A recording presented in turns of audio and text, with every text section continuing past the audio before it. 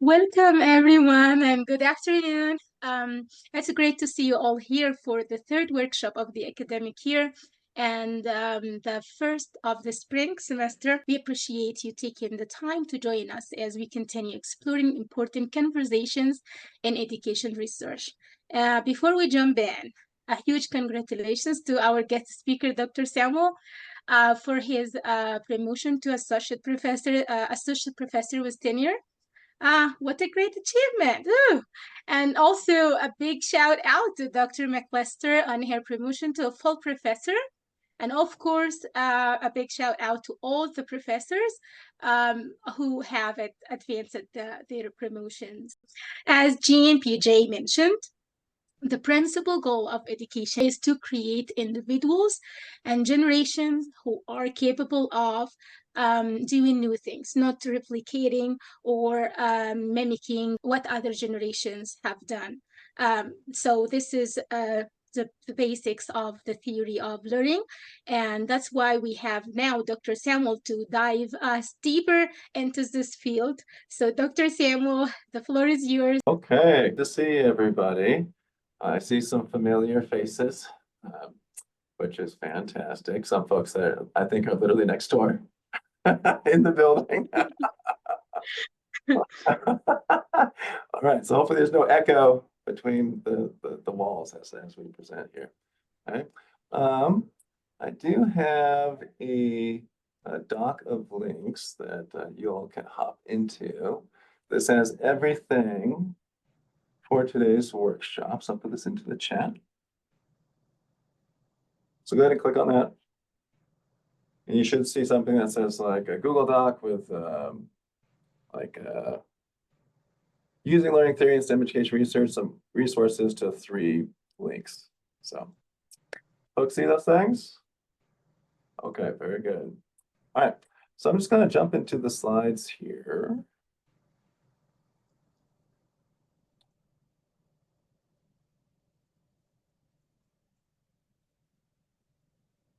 Okay, so I usually like to kind of frame everything I do around some sort of large driving question. And so for today, the driving question I thought would be useful to most folks would be, how can I use learning theory in STEM education research, but mostly education research broadly? And I was under the impression this was a doctoral workshop, but we'll see how many doctoral students we actually have here that have attended. Okay, folks, I've got this link up, hopefully. So I'll do a little bit of introductions, kind of see who's here, what we're interested in, where you are in the program. I'll introduce myself a little bit, talk a little bit about learning theory. I'll go into an example of research that I've done that's using learning theory in a pretty integrative way. And then put you guys to work in terms of doing some, applying some learning theory to a STEM education research scenario, okay? Okay, so first things first, who is here? So you have to briefly introduce yourselves so I get a sense of who's here. Your preferred name, your program, what year in the program you're in or stage, your main advisor, and your research interests. So if you could keep it relatively brief, that would be appreciated since we only have about 90 minutes together. Let's just kind of go around really quick. Nesma, let's hear from you first. I could go first. I'm Nesma Nasser. I'm a fourth year PhD student. My focus is education technology and teaching English as a foreign language. This is my fourth year in the program. Yeah, let's go to Heather. Hi, so I am an assistant professor of mathematics education and teaching and learning. So, yeah. And popcorn, someone other. Claire. Claire. Hi, I'm Claire. I work under the Center for STEM Teaching and Learning at NAU, and I'm with the Planets program, and a few of my colleagues are also here. We'll go Lauren.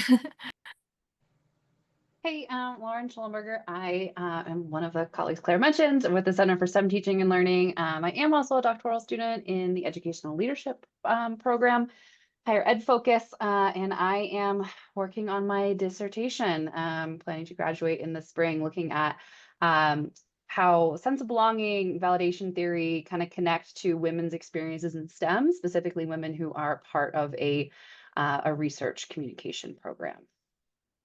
Fantastic. And popcorn. Gretchen, good to see you.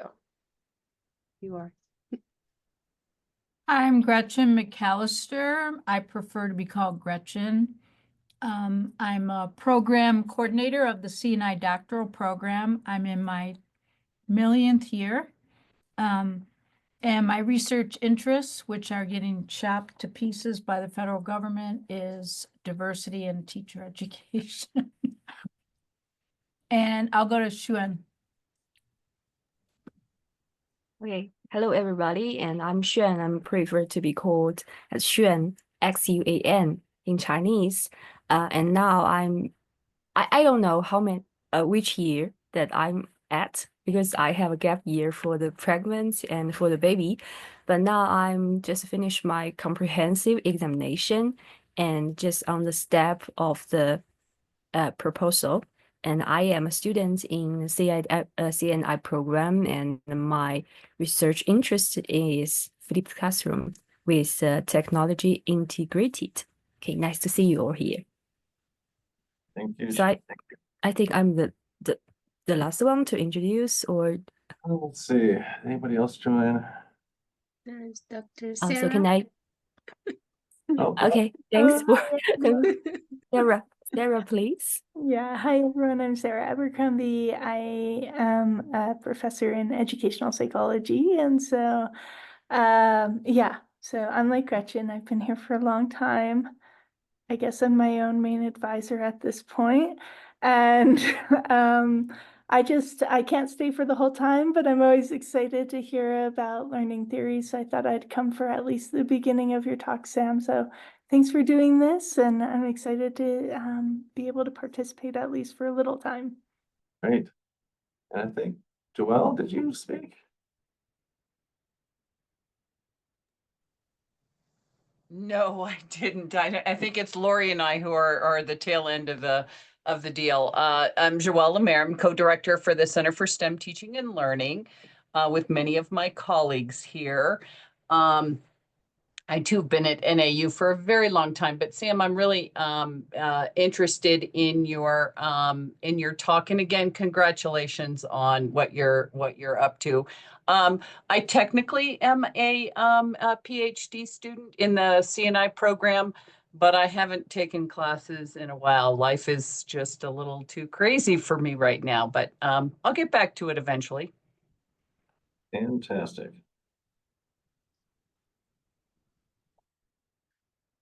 And then, yep, Lori. Hi, everyone. I'm Sam's neighbor, and I can hear him through the wall at the Center for STEM Teaching and Learning. I am a research associate. I'm not currently in a program. I've been at NAU for 16 years, but I'm interested in supporting teachers in STEM, so professional learning in STEM education. I do a lot of work with technology integrated and place-based education for teachers. Helping them to integrate that into their science instruction. So I'm excited to hear this. Nice to see you. Okay, so by my count, I have four people that are actually doctoral students that are attending. So I will attempt to try and meet the needs of the other folks that are here, as well as try and meet the needs of the doctoral students. All right. Okay, so a little bit about me. So my journey, and so for you doctoral students out there, it's always kind of good to kind of have like your professional trajectory, like that story is just kind of ready and handy to share at a moment's notice, particularly if you go on the job market later. So this is kind of like my little quick story about how I've become a science education researcher. Okay, and I think if you had been in class, you might have heard this before. But I grew up in Colorado, and I was always encouraged by my family to go out and explore and investigate, ask questions about nature. We were always camping, always fishing, always doing stuff that was really sort of getting out into looking at life and trying to figure out how stuff worked.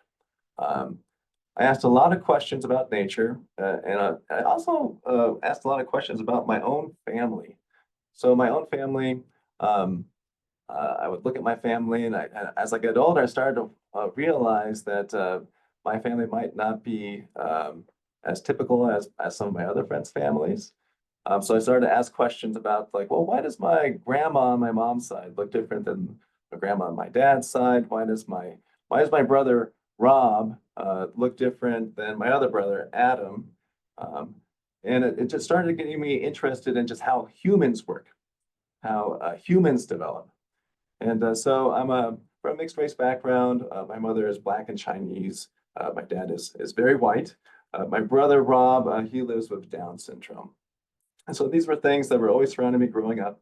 And I was always asking questions about these sort of things, like differences between people, how people navigate the world, how they figure things out, how they see the world.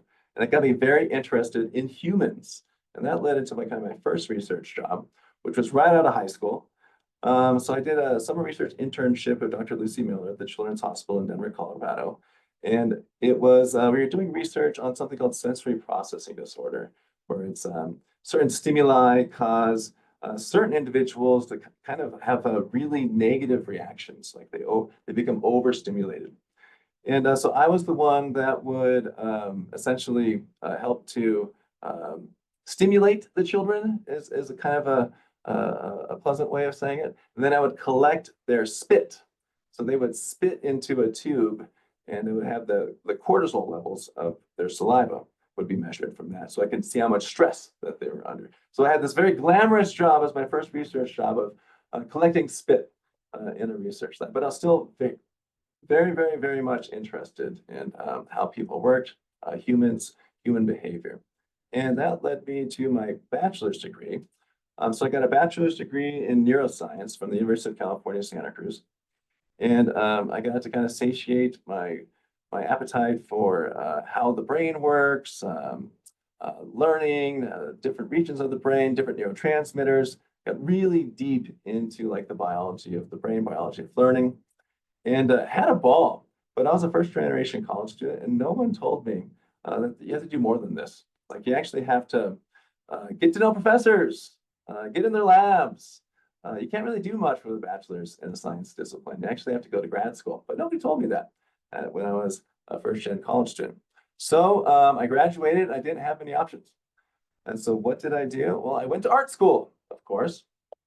So I did a quick program at the University of Colorado Boulder in art school. And you can see a lot of my art focused on science stuff. But that wasn't the whole reason I was there. I really, after my first experience as an undergrad, I realized I had to get into a lab. And so I got into a lab of Dr. Dan Barth, and we did some neuroscience research there on epilepsy. And so we were trying to figure out the root causes of some forms of epileptic seizures. And so we had this gigantic machine that was about half the size of my office, and it would come down into a single point. And that point was a thin glass electrode. And you could use that electrode to pierce a single cell, a single neuron in a rat cortex and measure its activity. And so killed a lot of rats, figured out some stuff about epilepsy, but it really wasn't for me, as you can see in my art at the time. Like I felt really bad about killing all these rats because I grew up like loving nature and loving animals and just kind of really trying to embrace living things. So this was really hard for me. So I kind of left neuroscience research at that point, but I was still very interested in how humans think, how people work. So I became a teacher. I became a science teacher. So I taught K-12 science for many years. At the high school level, I was a chemistry teacher and a biology teacher. And then I moved on to becoming the chair of the science department at a middle school. Prairie Middle School in Aurora, Colorado. And I loved it, did it for many years. But my favorite part of being a teacher was, well, one of my favorite parts was designing things. I always got to design curriculum, design experiences for students. And my colleagues started using my stuff. And I thought, maybe I can do this on a grander scale. But I noticed people that were doing this on a grander scale all had letters after their names, like PhD, EDD, things like that. And so I decided I had to go to grad school. So I went and I got a dual doctorate degree. So I have a doctorate in learning sciences and a doctorate in cognitive science. And I went to the University of Colorado Boulder for my training. And this was great because I worked with a guy named Bill Penwell, who was very much into doing design work himself. And we did a lot of collaborative design. We worked with teachers, worked with community members in order to design curriculum that's actually relevant to people. I know, kind of a crazy idea. Like this curriculum here, we developed a curriculum where we worked with all the high schools throughout Denver Public Schools to try and tackle this invasive species. Actually, you can't see it. Let's see if I can fix that. There you go, this little bug here, the emerald ash borer. It's devastating all the trees in Colorado right now. It's killing all the ash trees. And so we were trying to help the students, position the students to take control of this situation, do research on it, and then come up with a solution to it. And they did. They would come up with trees that they could plant that to replace the ash trees. They would tell the Denver Parks and Recreation people what tree they wanted, where to plant the tree, had a lot of agency in the process. So I loved it. I loved the work I was doing. And then after I graduated with my dual doctorate, I got a postdoc at Michigan State University, and I continued to do design work. I did a lot of curriculum design work, assessment design work at the elementary level now. And I did a lot of design-based implementation research, which I'll talk about in a little bit here. But this is really looking at not just designing things, but what else do you have to design so that these things actually can be taken up within systems and sustained over time and brought to scale. And so they can actually reach their true potential and impact. Okay? And I'm still doing stuff, I went to UC Santa Cruz for a while. I got a couple NSF grants. I'm still doing some work out there in Santa Cruz, working with the Santa Cruz community to try and integrate computational thinking and computer science into their entire science curriculum, K through 8. And I'm still doing that work to this day, assuming that, as Gretchen was mentioning, that I still have funding after all the changes that are happening at the federal level. Okay, but that's just a little bit about me. Kind of gives you a background for where I'm coming from. Okay, I'll pause there. If anybody has any quick questions, I can take any quick questions. If not, I'll just keep going.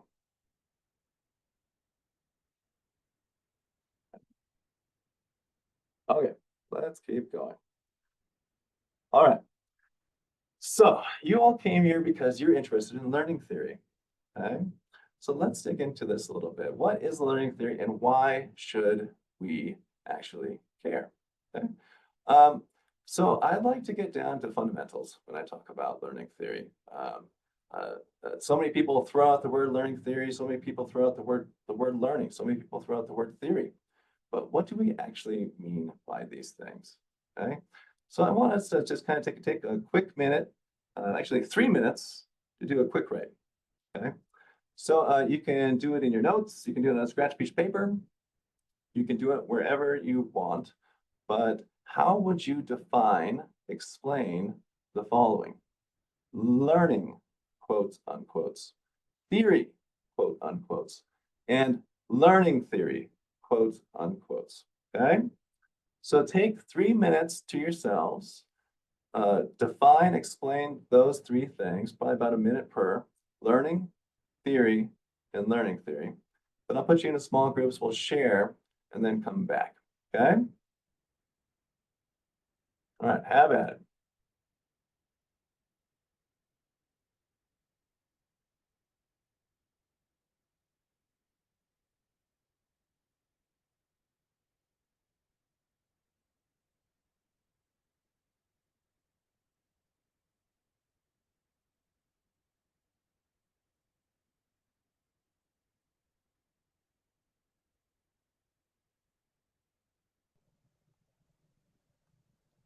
Okay. That was I always find that interesting to kind of get back to fundamentals and just kind of see how people are thinking about these things that we always talk about all the time. But are we truly kind of looking at the what's underneath these simple sounding words? Learning theory, learning theory. Folks, we're talking about theory in terms of it's something that's based in research. It provides an explanation of something. It can change over time. Learning, a lot of folks use this language of acquiring. Learning is something that you acquire knowledge. We can talk about that. Well, where does knowledge exist later on? Where does knowledge exist once it's acquired? But some folks were troubled by that. I think Lauren was troubled by that usage. She was a little annoyed she didn't have more time to think of a different word than acquire. But we can talk about that a little bit. Some folks, but it seems like folks already kind of have, and I think it's true, especially folks that are education researchers, folks that are teachers, you already have a theory of learning that you're carrying around with you. You already have some sort of lens, is what Lori called it, that you look at learning through and you apply that. Sometimes you might not even be conscious that you're applying your lens and your theory of learning to your work and how you're thinking about teaching, et cetera. But the purpose of this workshop and of the course that you can take from me later is to become a little bit more cognizant of these things, okay, as you do your design work, as you do your research, okay? So, very interesting. And learning theory, you know, a lot of folks, Lauren was joking about her simple definition, but I think it makes sense. It's an explanation of how we learn, okay? And I think that at a nutshell version, that can work for us. That can do some work for us. Has a purpose towards it. It can use it as sort of like a tool to try and explain this phenomenon of learning. Okay. Joelle was talking about there's all sorts of theories out there, and they're all based on research, or hopefully based on research. And man, there are a lot of theories. There are a lot of learning theories out there. Just take a look at this just to kind of wrap your head around all the different learning theories that are out there. Each of these learning theories can be used towards a specific phenomenon of learning, towards a specific purpose, right? Depending on what you're looking at, what your research questions are, what you're interested in, okay? I mean, I don't use all these theories. I don't know anyone that uses all these theories. Typically, as like an education researcher, STEM education researcher, you have certain questions, certain things that you're interested in, and you're going to find theories that are going to be useful for you. They're going to be able to actually do some work for you in terms of helping you figure out to design research, figure out how to analyze your data, okay? Figure out how to design an intervention. So to try and think of, oh no, there's so many different aspects to learning, all these different learning theories. I need to try and use as many as I can. No, don't do that. Don't do that, okay? You know, it has to be useful for you. That's the whole purpose of theory, is trying to find something that's actually going to do some work for you. It has some explanatory power, okay? So in a nutshell, this is kind of how I think of things. So learning is a phenomenon, right? But a phenomenon in general, it's something that we observe and want to explain. Theory is our current evidence-based understanding that we use. We use it like a tool to help explain a phenomenon. And then learning, and there are definitely different dimensions to learning, okay? A lot of folks talked about acquiring understanding, acquiring knowledge, but there's learning to become a certain type of person. There's learning to develop an identity, right? There's learning to acquire knowledge, of course, but there's many different dimensions of learning. And I think as you develop your research questions, you have to think about, what type of learning am I looking at? Okay, what dimensions of learning am I looking at? Okay, so learning as a multidimensional phenomenon, it is a phenomenon, and we can use learning theory to help explain aspects of that phenomenon. Okay, if you're to take my course, this will look familiar. I like to kind of break down things using Jim Greeno's. He wrote an article back in the 90s, kind of trying to put things into buckets that makes it easier to understand that big mess that we saw earlier of all those different learning theories. And So if you take the course, well, we dive into kind of three main buckets that Jim Greeno puts forth. There's the behaviorist bucket, which hardly anybody uses anymore to any real depth. It's still there, don't get me wrong. Like we use it's behind the design of like a lot of your apps that you use, like Duolingo and things of that nature. But in terms of like how we're using it as like a researcher tool, not as much. Cognitivism is definitely a huge, huge bucket. And then there's the situated perspective, or sometimes called sociocultural perspective.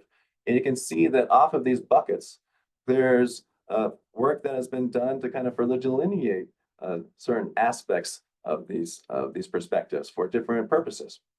Under cognitivist, there's constructivism, there's information processing perspective, the mind like a computer. Under sociocultural, there's Vygotsky's work, there's the derivation of Vygotsky's work, cultural historical activity theory, there's cultural psychology, there's situated learning, there's critical perspectives, okay? All these have been derived from these three large perspectives, okay? And if you want to take the course with me, we'll go into each of these in very fine detail, but for now, we're just going to talk about the two buckets that are most prominently used, cognitivist and situative, okay? So, if you could, go to our tiny URL doc that has our links for all of the stuff that we're looking at today and click on main theoretical perspectives on learning. Okay, so it should be a doc that looks like this. You see folks, everybody in there. Everybody's getting there. Okay, so here's what I'm going to ask you to do. So, I've tried to kind of put my nutshell sort of lingo into here for each of these perspectives, for the cognitivist perspective. And notably, I'm focusing on constructivism and information processing theory. And then some nutshell sort of things for situative with a huge focus on Vygotsky and social cultural theory, okay? So these are a lot of the questions I'd like to think about when I look at a learning theory. What does learning actually mean? So it's the same question that you just answered, right? What does learning actually mean? But from these perspectives, how does learning occur according to these perspectives? What is knowledge? What is the nature of knowledge? Is it something you acquire? Okay, where does knowledge exist? Okay, and learning, is it more individual or collective? And then at the end there, I'm going to leave that blank for you guys to fill in your groups. What might teaching and learning actually look like from a cognitivist, constructivist perspective, from a situated, social cultural perspective? So think of some examples of what it would tangibly look like if someone was thinking about those perspectives when they were trying to design a learning experience for others, okay? But I also want you guys to kind of dig into those things. Just kind of remind yourselves, if this is old hat to you, of those main features. So you have to be ready to describe the perspective. So group one, you're going to get cognitivist. Group two, you're going to get sociocultural situated. Be ready to describe that when we come back. And then come up with 1 to 2 examples. Show us that you understand it by coming up with, could be a classroom example, could be a quote unquote informal learning example, okay? But come up with some examples that demonstrate that, show us that perspective in action, if you will, okay? All right, questions on what we're doing? Okay, so I'm going to put you into your groups. I think there's only 2 groups, so you're going to find your doc. So whatever your breakout room is, that is your group. So if you're in room 1, that's going to be group 1. If you're in room 2, that's going to be group 2 on the doc. So you're going to be, group 1 is going to be cognitivist. Group 2 is going to be sociocultural. Okay? Okay. Have at it. And I'll be around to listen in.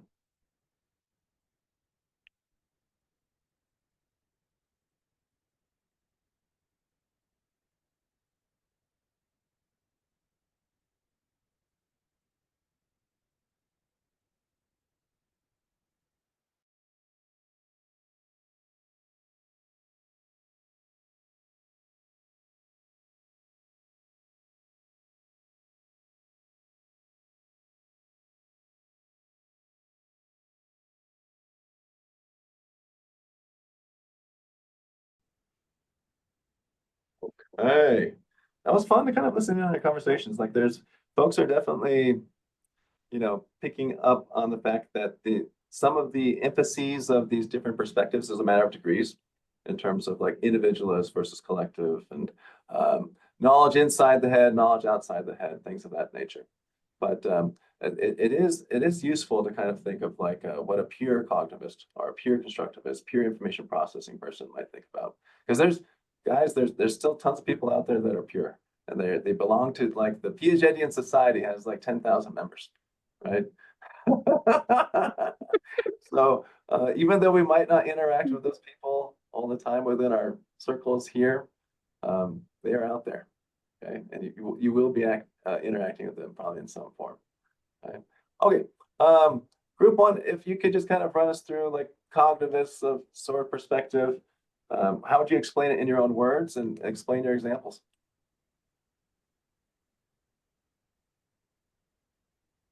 So who is group one? Yeah, I put these insights out of the conversation. So it's the teaching could be like the teacher presents some sort of stimulating, engaging activities like mind mapping or concept mappings, like helping the learners engage with the learning process. And learning is such an individual process. It's inside the mind. We couldn't even imagine what is the learner thinking about until we see what what they did with the activity. Even it's like building blocks or doing something. It depends on how the final project looks like. So learning is an active process where individuals construct new understandings by integrating new information through the mind mappings or these external activities. But still the knowledge is and the learning is still inside the mind of the learners till the end of the activity. So learning is inside the mind of the mental structures are within the individual. And Yes. you can use something like a mind map to perhaps like get a peek inside what their internal mental structures look like. Mhm. One thing to add, we were like talking like this, we were having these debates about the social interactions, and this is just kind of as I was processing our conversation individually right now, how like those social interactions, they're rather more of like, I don't know, a little extra frill rather than being necessary for the understanding. Kind of like the lab partner example we talked about, how like they're helping you do the experiment or whatever, but they're not there helping you think and understand. It's more just kind of going through a process with someone else rather than engaging, which as I previewed ahead for the next group is kind of there's that more engagement and you're reliant on someone else. No, that's a good sort of way to kind of differentiate. Yeah, when the Piaget talks about like being active, it's within the head. Like that's where it's the active reconstruction, rebuilding of schema that is happening inside the head. And sure, there might be people there, but they're just there to kind of provide you with experiences that you can then use to actively reorient things inside your own head. Okay? So that's a good actually segue to our next group. So group two, what do you got for us? How would you describe this in your own words and in your examples? So ours is collective, learning is collective and really relies on that communication and collaboration with others. Like overall is purposeful group. It's very important that it's purposeful group work. We're working on something together. Maybe we're solving a problem. We're trying to understand something. It relies on meaningful, active participation and communication. And it needs to be relevant for the group, what they're working on. So then we talk about the learners themselves. There's interdependency often there with lots of trials, which may be individual, because of the experiences that they have in their individual context, but they're trying things and they're coming back and talking to one another and then learning from others' experiences. And then in terms of the the teachers have to keep that in mind, that whatever they are teaching and their students are learning is set within the context of their own cultures and the other people that they interact with. And it's dependent on that. And that takes time to develop with the teachers. And I think that's all we said. But correct me, group, if I missed anything. Anything to add, other group members?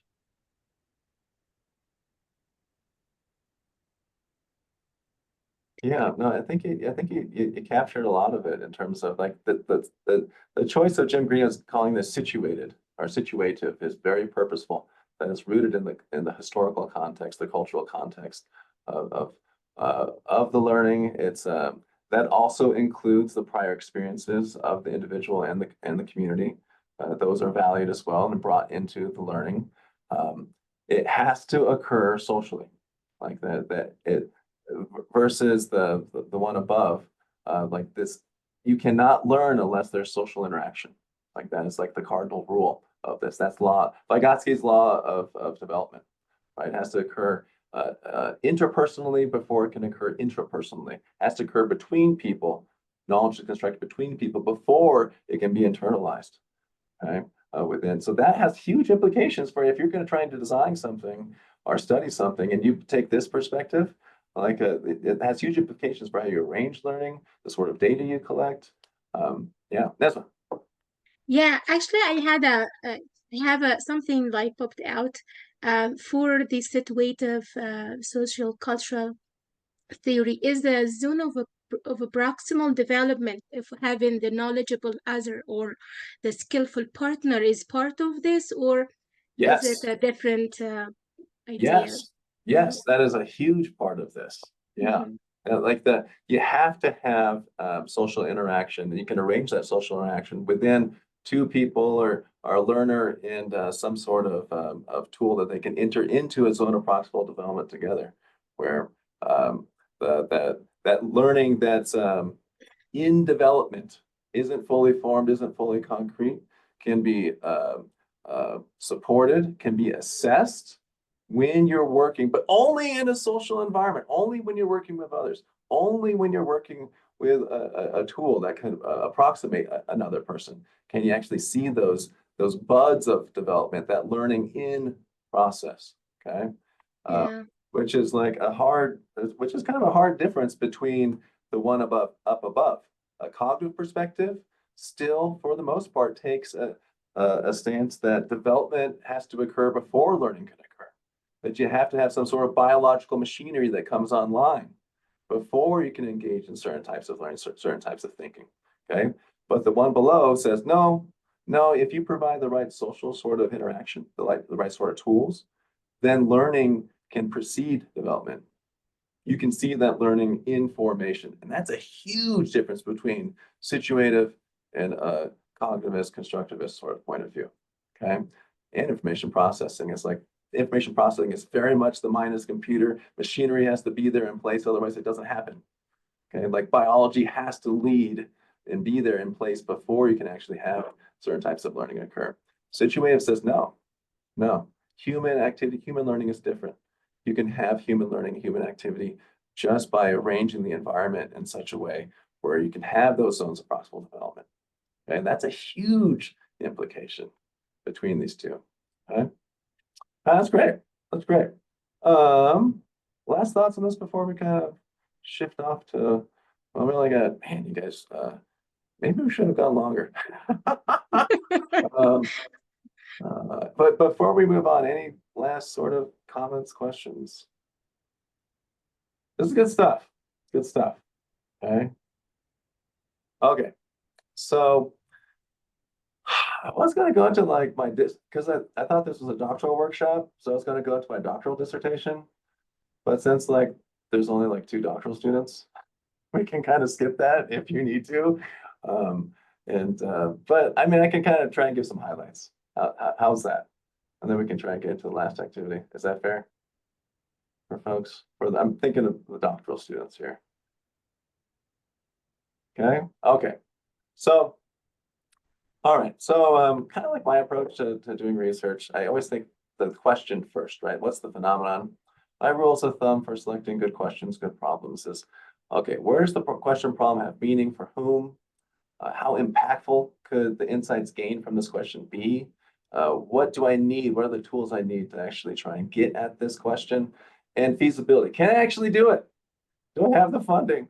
Do I have the capacity to actually pursue this problem and question? Okay. For my dissertation, did a 3-article dissertation. And the second article is the one I'll just kind of speed through here. It was how to support students' agency in figuring out challenges and phenomena they see as relevant. And this was that project I talked about earlier, the one of the invasive species, okay, and the trees, okay. So I've had a lot of training in lots of different sort of theoretical perspectives. Like I mentioned before, I have a dual PhD in cognitive science and learning sciences. So I have training in some cognitive science sort of theories, so cognitivist, constructivist theory. But a lot of my training has been in the learning sciences. So this is a lot of theory that's used in that area. Vygotsky, social cultural theory, chat, cultural historical activity theory, Leidenbanger, situated learning communities of practice, design-based implementation research. And then you can also even think of like the sort of frame for K-12 science education as being sort of a way of thinking about how learning occurs as well. This notion of 3-dimensional learning, okay, which definitely has its roots in social cultural theory in terms of using a tool to solve something, working collaboratively, et cetera. Okay? So for my dissertation, I tried to use cultural historical activity theory. And so cultural historical activity theory, if you're familiar with it, lots of triangles. Don't get too into this, but essentially it's like each of these nodes is mediating some sort of activity. So like there's a student or a subject, they take on some tools. And so I was trying to figure out what tools could I provide students that would allow them to achieve this object where they could actually tackle this phenomena problem of the invasive species, right? And then they're working collaboratively. All right, I had to think about the design of this. How could I divide their labor with others so they could better achieve this object here, okay? And then how am I going to arrange the rules of how these students are working with each other and others? How are they situated actually doing that figuring out? And so change sort of the rules of the game, the authority structure, so that the students are the ones that have the agency, that have the say of what the science is and what the solution is, okay? So theory very much, just from like a design perspective, very much informed how I was approaching this study, my dissertation.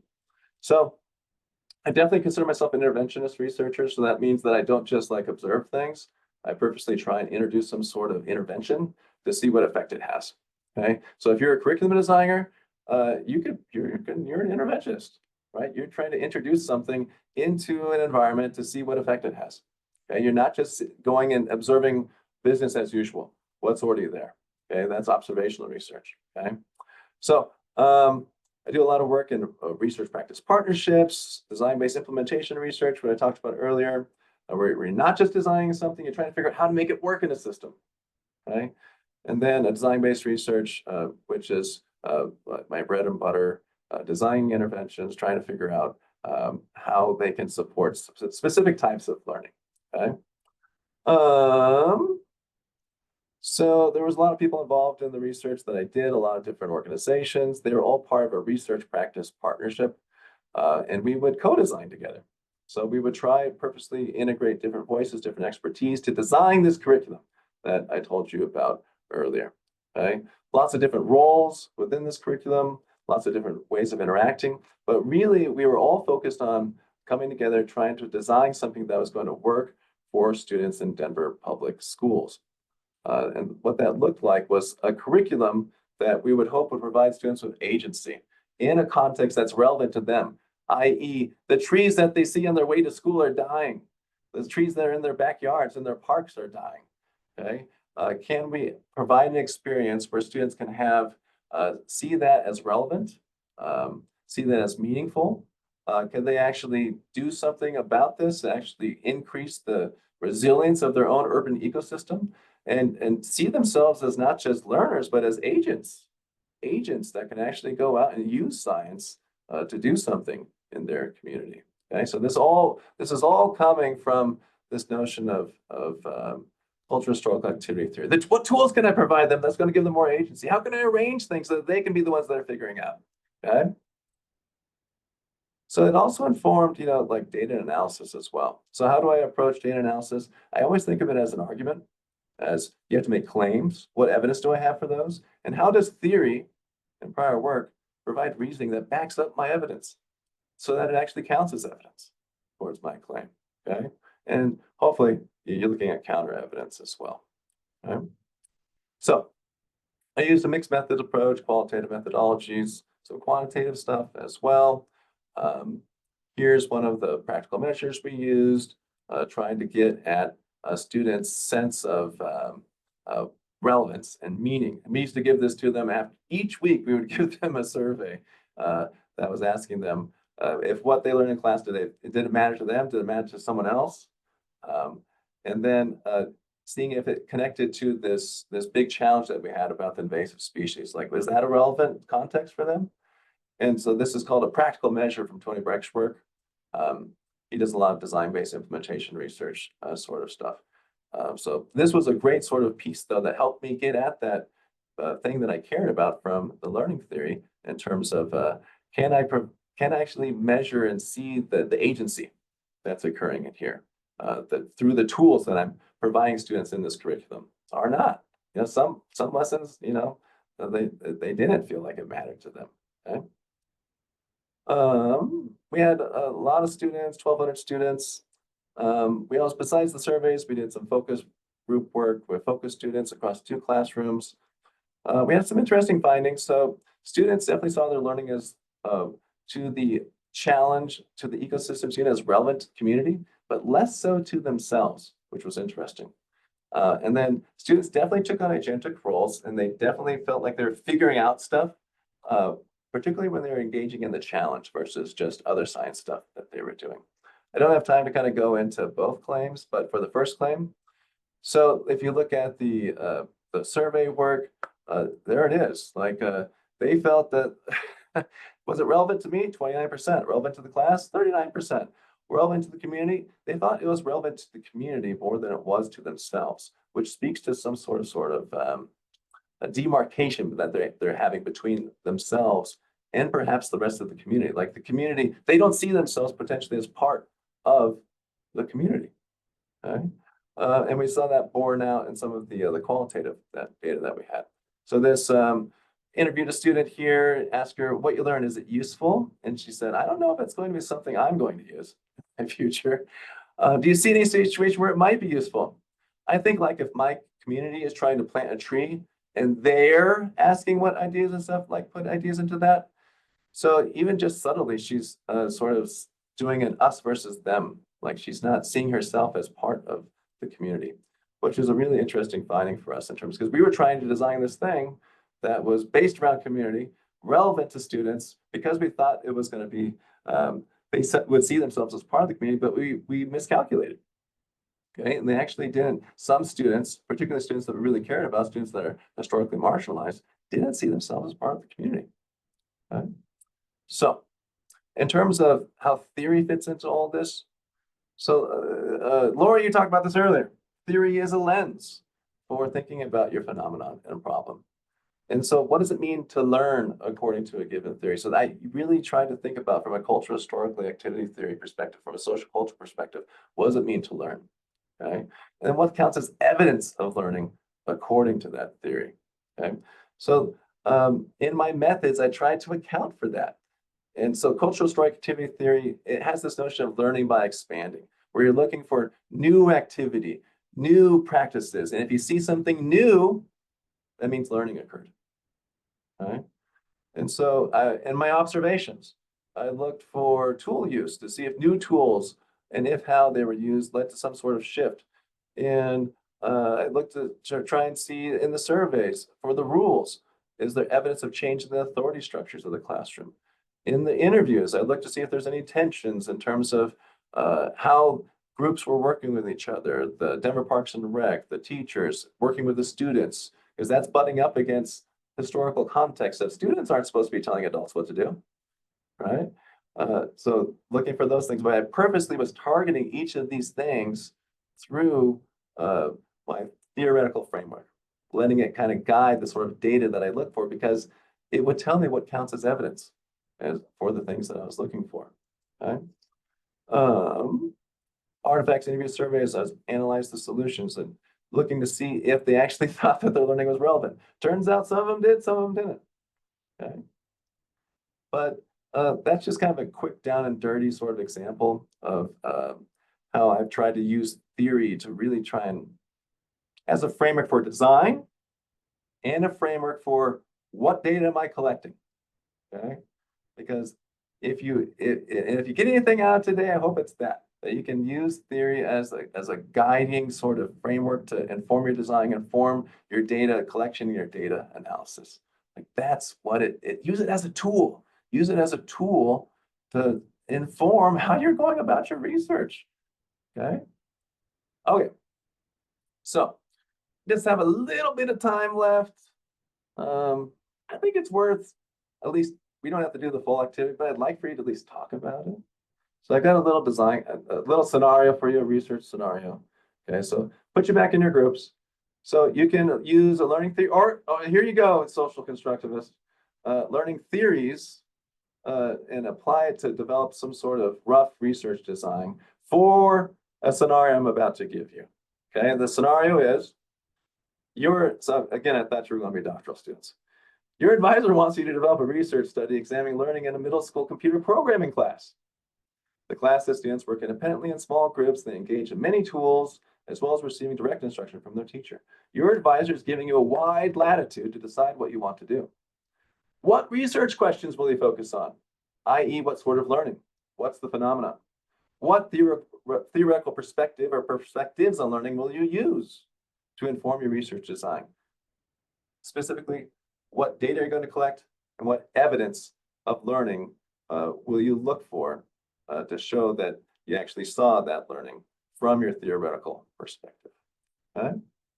So we don't have a ton of time, but I think it's worth going back into our small groups. So if you could go to that doc that says STEM Ed research scenario in our doc of links.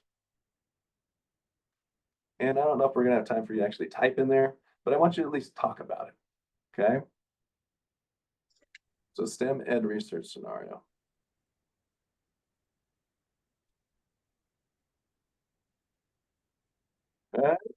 Okay, so I'm gonna recreate our rooms.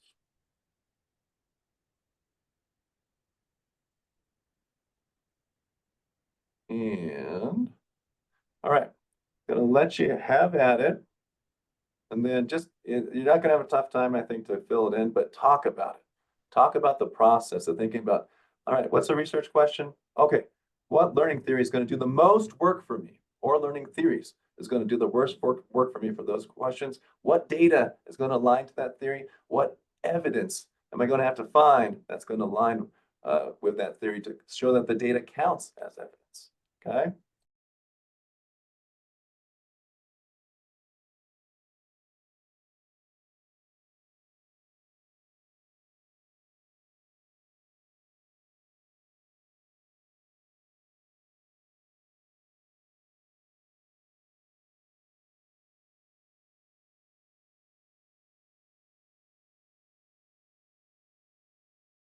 Okay, that sounded pretty interesting.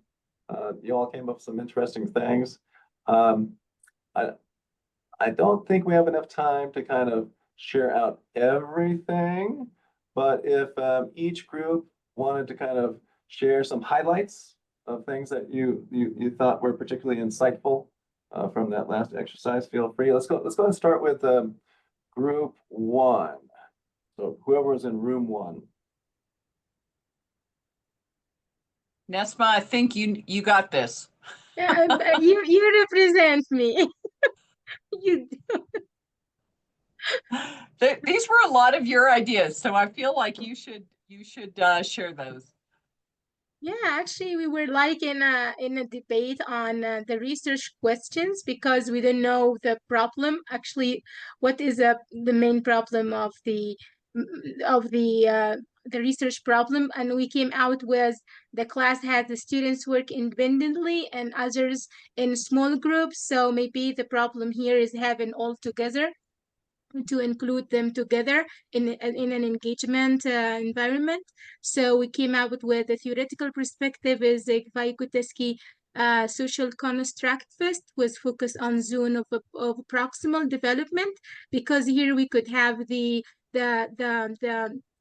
scaffolding perspective, so we could lessen the cognitive gaps between each participant in the group, even they are working independently or in small groups. So what data will we collect? Actually, we were like negotiating about using observations and also surveys. Um, uh, so, and also the evidence will be would be the final project. Actually, they will work together to develop the programming, the thing they were working on. So we will need to have the final project. Then we will the final project will be like the evidence is how they were collaborating together, and how autonomous each one were, how autonomously they were working, and what are the contributions from each of the group members. So this is what we were working on. We need to elaborate this more, but we were out of time. And I did want to highlight for the other group that didn't hear this conversation too, like in terms of the data, you said observations, and I pressed you upon what sort of observations would you focus on? What would you focus on? And the tool use, because remember, like the theory has all these different dimensions to it for a reason, right? And they have these different aspects. And so when you focus on the observations, you also want to focus not on just the social interactions, but like the tool use that's occurring if you're using a social constructivist or social cultural approach, because that's going to give you insights into how do these tools promote this activity, how do these tools promote this interaction, or inhibit this activity, or inhibit this interaction.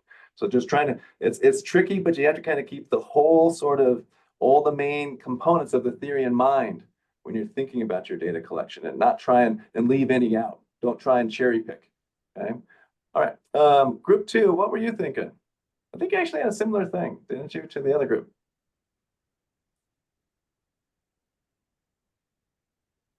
Yeah. It's very similar, You had almost the exact same research question. which do students prefer? We thought it would fall under constructivism and information processing, which supports direct instruction. We're interested in using preference survey, finding a way to look at engagement. And then another question, a more teachery question, is which approach would foster better learning, meaning that the objectives of whatever the teacher was teaching were met. So one way to do that is to collect, how well they did on assignments. And then evidence of learning. So Yeah, I mean, this is really making me think, Sam, because data and evidence of learning in this particular scenario. yeah, I mean, I'm thinking just off the top of my head, if you think about constructivism, the core tenet of constructivism is active sort of rearrangement of schema, active sort of the learner not being passive. So maybe in those preference surveys, in that engagement, like their evidence would be some sort of measure of quote unquote the activeness of within these two different sort of modes of instruction. And then Yeah, and if I define engagement involving agency, but so we could go down a rabbit hole here, but we won't. Yeah, but a good start. Good start. If anyone needs a dissertation topic, you might have one here. All right, we're over time. Really appreciate the conversations and supporting our doctoral students, for all the folks that showed up today. I am going to put a plug in. If you want to learn much more and more in depth than this sort of 90-minute scratching the surface sort of thing we had, take the course. Take the course TSM 621, EPS 720. That is all about learning theory. We'll have all of those discussions that we didn't have time for today. So yeah, thank you very much, and I hope you enjoyed the workshop. Thanks, you. Sam. Yes, I didn't realize it was just for for students, but I'm really glad. I was kind of wondering what the connections with STEM and other educational theories were going to be. So, but it was interesting. Thanks for having it. Yeah, no problem. Doesn't hurt to get a refresher, right? No, It's Yeah. been a while. All right, folks. It's a wonderful workshop, and thank you all. Okay, Great. thank you. And thank you, Nesma, for you. organizing. Yeah, thank you. Thank Nesma. you. Thank Have a good you. day, Bye-bye. everybody. Okay, take care, everyone. Take care.